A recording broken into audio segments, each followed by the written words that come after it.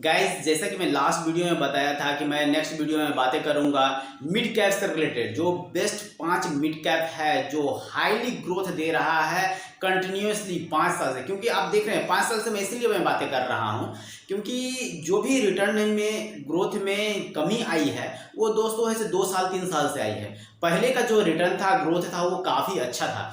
तो इसीलिए हम 5 सालों से ही रिटर्न की बातें करते हैं। 5 सालों अगर लंबे समय के लिए अगर हम बातें करेंगे गाइज, तो पता चलेगा क्या, जो पहले ऐसे जब भी कोई भी कंपनी लॉन्च करते है किसी म्यूचुअल फंड को, अगर बेस्ट म्यूचुअल फंड होती है तो गाइज उसमें काफ़ी ज़्यादा इन्वेस्टमेंट होता है और काफ़ी ज़्यादा रिटर्न भी होता है। मे भी 50%, 100%, 200% तक का ऐसे रिटर्न ऐसे उसमें काउंट किया जाता है। अगर हम 5 साल तक का ऐसे म्यूचुअल फंड के अगर बारे में बात करते हैं तो गाइज वहाँ पे पता चल जाएगा गाइज 5 सालों में कि कौन सा म्यूचुअल फंड है से अच्छा रिटर्न दिया है 5 सालों में या कौन सा म्यूचुअल फंड है से खराब रिटर्न दिया है। इस तरह से हम कैलकुलेट कर सकते हैं गाइज। और 2-3 चीज़ और इसमें है से ऐड कर सकते हैं। हम बोर्ड पे बातें करेंगे क्या क्या चीज़ हमें ऐड करना है जब हम इन्वेस्टमेंट करते हैं। छोटी छोटी ऐसे चीज़ को अगर हम ध्यान में रखकर इन्वेस्टमेंट करते हैं तो हमें ऐसे कभी भी नुकसान नहीं होता है, काफ़ी ज़्यादा ऐसा प्रॉफिट होता है हमें।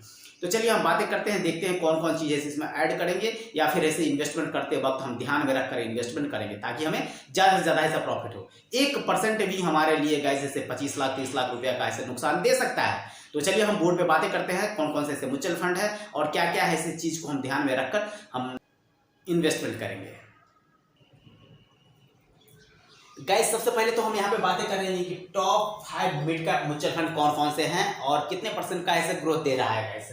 सबसे पहले अगर हम बातें करते हैं तो PGIM India mid cap opportunity fund है गाइस। आप यहाँ पे देख रहे हैं, मैंने यहाँ पे दिखाया ग्रोथ रेट 24.66% का है गाइस। हमारे पास में 20 से 22 कम से कम ऐसे म्यूचुअल फंड है जो मिड कैप के कैटेगरी में आते हैं। बट यहाँ पे सबका ग्रोथ शो नहीं कर रहा है, जिसके कारण हमने यहाँ पे सिर्फ 20 म्यूचुअल फंड को ऐसे लिया है। और वो 20 मिड कैप म्यूचुअल फंड में हाईली ग्रोथ म्यूचुअल फंड जो है, जो 5 साल में सबसे ज्यादा ऐसे रिटर्न दिया है गाइस, वो पहले नंबर पे है PGIM India mid cap opportunity fund है गाइस।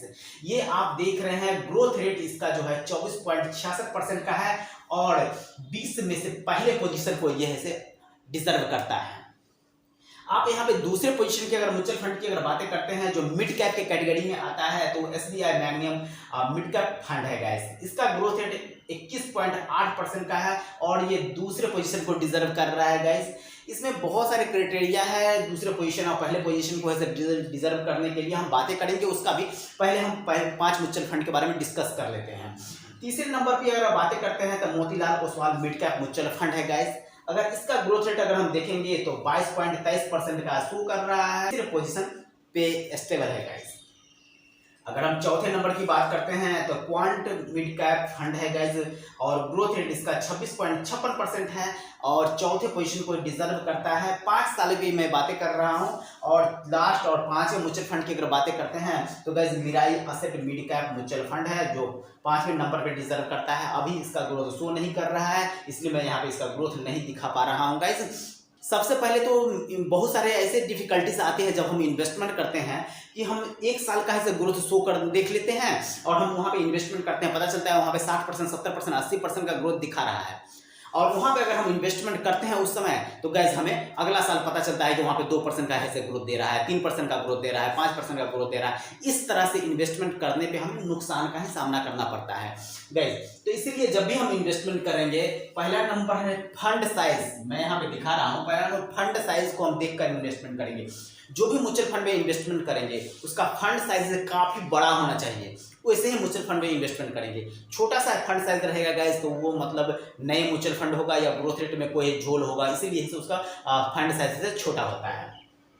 रिटर्न डेट गाइस, इस रिटर्न डेट देखने के लिए कम से कम हम 5 साल का ड्यूरेशन पीरियड लेंगे। 5 साल जैसा मैं वहाँ पे ड्यूरेशन में 5 साल दिखा रहा हूँ, तो 5 साल अगर ड्यूरेशन के लिए आप इन्वेस्टमेंट करते हैं गाइस तो आपको ऐसे वहाँ पे रिटर्न पता चल जाएगा कितने % का ऐसे रिटर्न दे रहा है। पीरियड का मतलब वही होता है गाइस। तो जब भी हम इन्वेस्टमेंट करते हैं 5 साल का हम शो कर देखेंगे और 5 साल में सबसे ज़्यादा जो है ऐसे रिटर्न होगा। साथ में ध्यान रखेंगे फंड साइज का भी, तब हम इन्वेस्टमेंट करेंगे उस फंड में गाइस। अमाउंट सबसे बड़ा मैटर करता है। जब भी हम इन्वेस्टमेंट करते हैं गाइस तो हो सकता है कि हम 500 रुपये से इन्वेस्टमेंट कर दें, सोच नहीं पाते हैं कि हम इसमें से 1000 रुपया लगाएं या फिर किस फंड में 2000 रुपया इन्वेस्टमेंट करें। जो अच्छे फंड होता है उसमें हम 500 रुपये इन्वेस्टमेंट करते हैं मंथली SIP के थ्रू, और जो अच्छा फंड नहीं होता है गाइस उसमें से गलती से हमारा ऐसे 5,000 रुपया 10,000 रुपया मंथली इन्वेस्टमेंट हो जाता है। मिस्टेक यहीं पे होता है कि आप अच्छे फंड में ऐसे इन्वेस्टमेंट करें बड़ा अमाउंट। डायरेक्ट और इनडायरेक्ट फंड को भी ध्यान में रखना जरूरी है। जब भी हम इन्वेस्टमेंट करते हैं डायरेक्ट म्यूचुअल फंड और इनडायरेक्ट म्यूचुअल फंड के बारे में जानकारी होना जरूरी है गाइस। अगर हम इन्वेस्टमेंट करते हैं तो डायरेक्ट म्यूचुअल फंड और इनडायरेक्ट म्यूचुअल फंड के बीच में 1 से 2% का डिफरेंस आता है। जब हम मैच्योरिटी पीरियड हमारा पूरेगा गाइस उस समय हमें 25 से 30 लाख रुपए का डिफरेंस आ जाता है। इसीलिए इन्वेस्टमेंट करते वक्त हम ध्यान दें कि जब भी हम इन्वेस्टमेंट करें, जहाँ भी इन्वेस्टमेंट करें, हमारा जो फंड हो वो डायरेक्ट हो। इनडायरेक्ट में इन्वेस्टमेंट करने पे हमें नुकसान का सामना करना पड़ता है। इनडायरेक्ट मतलब से रेगुलर कैटेगरी में आता है गाइस। जैसा कि मैंने बताया total number of mutual fund mid cap category में 20 है गाइस।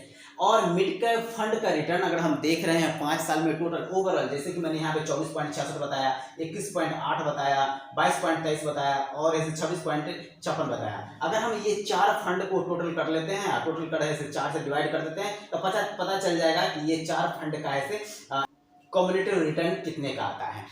इस तरह से हम ऐसे यहाँ पे ऐसे 20 फंड का कम्युलेटिव रिटर्न यहाँ पे 33.15% दिखा रहा है। वो ड्यूरेशन 5 साल का रखा गया है। अगर आप ज़्यादा ड्यूरेशन लेते हैं, सपोज दैट 15 साल का लेते हैं, 20 साल का लेते हैं, तो गाइस ये 33% से घट के हो सकता है कि 25% पे आ जाए, 27% पे आ जाए या फिर 23% पे आ जाए, या हो सकता है कि 18% पे भी आ जाए।